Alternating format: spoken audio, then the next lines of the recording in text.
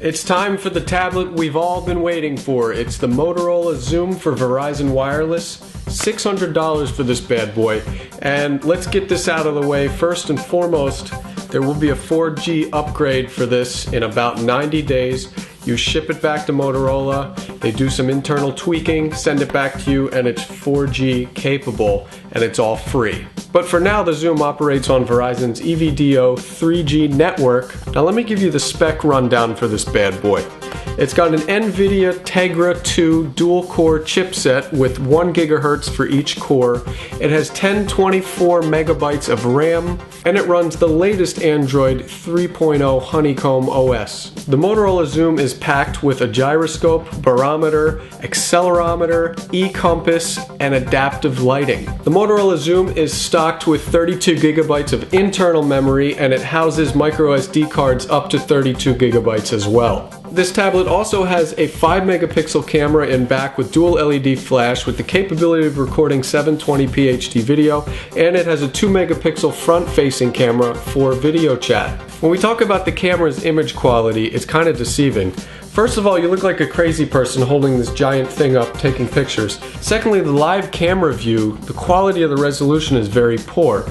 So it may look like you're taking a crap-ass picture, but in actuality, when we loaded the images onto our high-definition monitor, they're actually not bad, and they trump a lot of cell phones that we've seen. The noise is very small, and it's managed very well. 720p HD video performance was not as impressive as still image. We just didn't get that fine detail. Low light sensitivity was not as great. Sound recording was good though. But overall, we preferred still image quality for this. One nifty thing about the XOOM is that it has a movie studio, which is basically a very watered down, non-linear editing program that allows you to take anything that you've shot, edit it with transitions, effects, so that is a great thing to have if you're a beginner with video. Down at the bottom, you'll notice we have a USB terminal, micro HDMI terminal, and charger outlet. One thing about the charger is it employs this tiny round connection, so one inadvertent bump and this thing might shear off or bend at a 90-degree angle. We've got stereo speakers in the back and a 3.5mm audio jack. Now, as you can see, one of the prime features of the Motorola XOOM is its 10.1-inch 1280 by 800 resolution display. That is a 16 by 10 aspect ratio rather than 16 by 9, and it edges out the iPads by just that much. The XOOM is capable of 1080p playback, however, here is a caveat.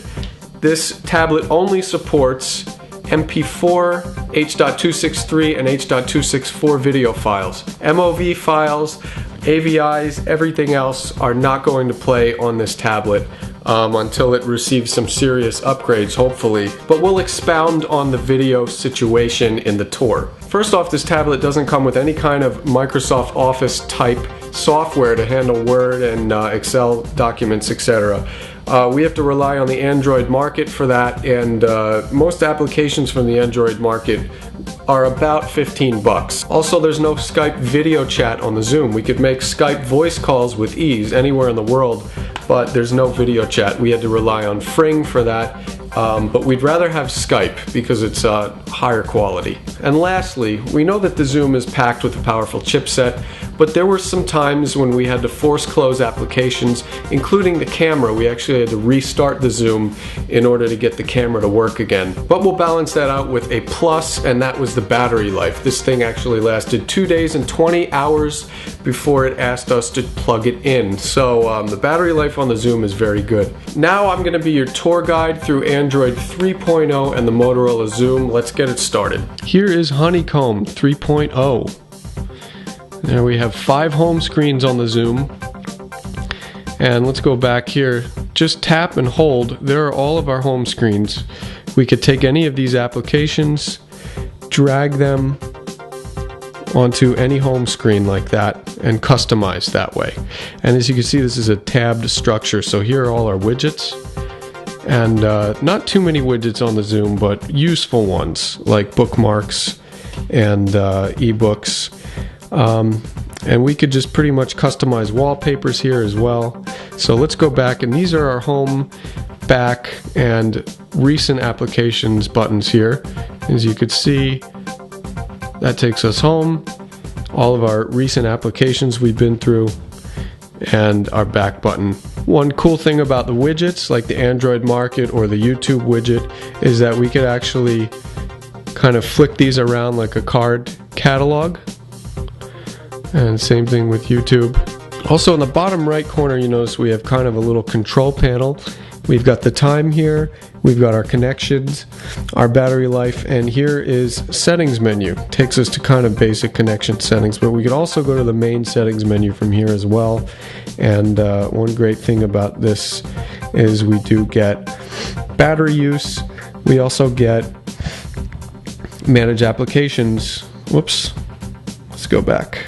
Manage applications here, and this basically tells you what is running. We can force close things that we don't want open. So this is our browser. It's very similar to Firefox or Safari. We have forward and back buttons. There's also a refresh button here, and we have a large address bar at the top. We also have a small menu here, and we can find a word or phrase on the page.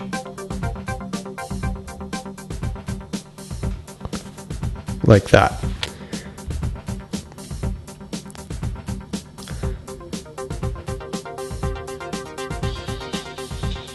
And that takes us right to YouTube. While we're in YouTube, we're going to play a video that we have loaded on this device. And as you can see, the video is playing great. It's 720p. It's in high quality. And it's playing the way it should be playing. And here is the native video file on the Zoom. The same file, MP4 file. As you can see, the sound is playing fine, but the video can't even catch up. It's completely behind. And it's lagging. So that's something that we are warning you about with the Zoom, is that its video files are very finicky and picky unless you use YouTube. So now it's time for some fun. All of our applications are downloaded from the Android Market, most of them. And as you can see, it's a redesigned Android Market. Lots of real estate here to deal with. So here's an example of a 3D game. As you can see, the Zoom plays it very nicely. So it's fine for 3D gaming. However, one thing you'll notice is that certain games will not play for the screen size, just like Raging Thunder.